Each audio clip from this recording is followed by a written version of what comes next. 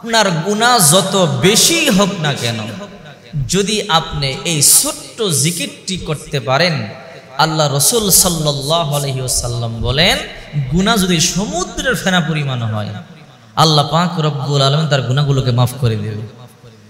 সহিহ বুখারী শরীফের হাদিস, হযরত আবু হুরায়রা রাদিয়াল্লাহু তাআলা আনহু বলেন, বিশ্বনবী মুহাম্মদুর রাসূলুল্লাহ সাল্লাল্লাহু আলাইহি ওয়াসাল্লাম বলেছেন, মান ক্বালা সুবহানাল্লাহি ওয়া বিহামদিহি ইয়াওমা মিআতা মাররাহ হুত্তাত খাতায়াহু ওয়া ইন কানাত মিথলা যাবাদিল বাহর।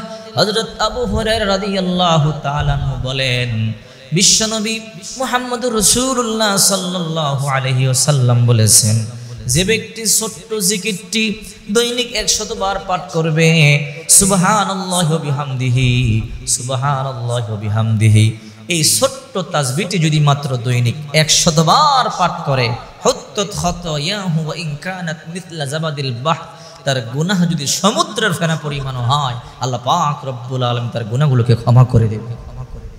বাবা আদম আলাইহিস সালাম, মা হাওয়া আলাইহিস সালাম কে আল্লাহ পাক রব্বুল আলামিন যখন দুনিয়ার মধ্যে প্রেরণ করলেন, ভালো করে শুনে রাখবেন, বাবা আদমকে আল্লাহ পাক সেই শ্রীলঙ্কার শরণ দ্বীপে পাঠালেন, আর মা হাওয়াকে আল্লাহ তাআলা সৌদি আরবের জিদ্দায় পাঠালেন। তখন দুনিয়া মানুষ ছিল না, দুইজনকে হারায়া চোখের পানি সারিয়া সারিয়া কান্না করে, প্রায় 350 বছর পর্যন্ত একজন আরেকজনকে দেখে না, কান্না করতেছে। হঠাৎ করে আল্লাহ পাক রব্বুল আলামিন একটা দোয়া শিখাইছে, হে আদম, এই দোয়াটি তুমি পাঠ করো, আর একটি নামের উসিলায় দোয়া করো। বলে, আল্লাহ কি দোয়া? রব্বানা যালামনা আনফুসানা ওয়া ইল্লাম তাগফির লানা ওয়া তারহামনা লানাকুনান্না মিনাল খাসিরিন। আয় আমাদের রব, আমরা জুলুম করেছি, অন্যায় করেছি, আপনি আমাদেরকে মাফ করে দেন।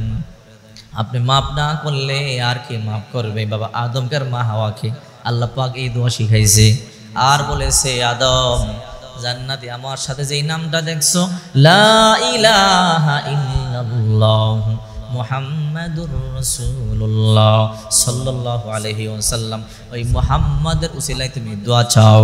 বাবা আদম এই দোয়া পড়লেন, রব্বানা যালামনা আনফুসানা ওয়া ইল্লাম তাগফির লানা ওয়া তারহামনা লানাকুনান্না মিনাল খাসিরিন। এই দোয়া পাঠ করেছে, নবীর উসিলায় দোয়া চাইছে, আল্লাহ বাবা আদম আর মা হাওয়ার দোয়া কবুল করেছে, আল্লাহ এদেরকে মাফ করে দিয়েছে। দুইজনকে আরাফার ময়দানে আল্লাহ তাআলা দেখা করায়া দিয়েছে, মিলায়া দিয়েছে, সাক্ষাৎ হয়ে গেল। এই জন্য আল্লাহ তাআলা বলেন, ইল্লা মান তাবা ওয়া আমানা ওয়া আমিলা আমালান সলিহা ফাউলাইকা ইউবাদদিলুল্লাহু সাইয়্যাতিহিম হাসানাত। যারা নতুন করে তওবা করে, নতুন তওবা করে আবার নতুন করে ঈমান আনে, আমি আল্লাহ এদের পিছনের গুনাহগুলোকে শুধু মাফ করি তা নয়, আমি আল্লাহ এদের পিছনের গুনাহগুলোকে আমি আল্লাহ নেকের দ্বারা পরিবর্তন করে দেই। ফাউলাইকা ইউবাদদিলুল্লাহু সাইয়্যাতিহিম হাসানাত, আমি আল্লাহ পিছনের গুনাহগুলোকে নেকের দ্বারা পরিবর্তন করে দেই।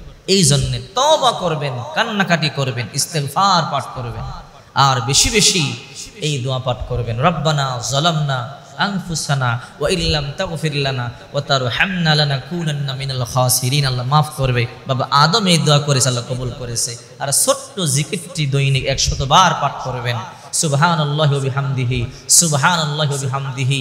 কেহ যদি ছোট্ট জিকির সুবহানাল্লাহি ওয়া বিহামদিহি সুবহানাল্লাহি ওয়া বিহামদিহি দৈনিক 100 বার পাঠ করলে মাত্র 3-4 মিনিট সময়, 2-3 মিনিট সময় লাগবে। আর এই ছোট্ট জিকির দৈনিক 100 বার পাঠ করলে রাসূল বলে, সমুদ্রের ফেনা পরিমাণ গুনাহ যদি হয়, আল্লাহ মাফ করে দিবে। সমুদ্র কত?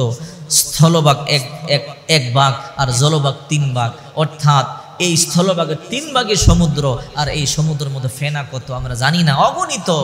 ওই ফেনা পরিমাণ গুনাহ যদি হয়, আল্লাহ পাক মাফ করে দিবে। এই জন্য আসুন তওবা করি, জেনে শুনে আমল করি, বেশি বেশি জিকির করি।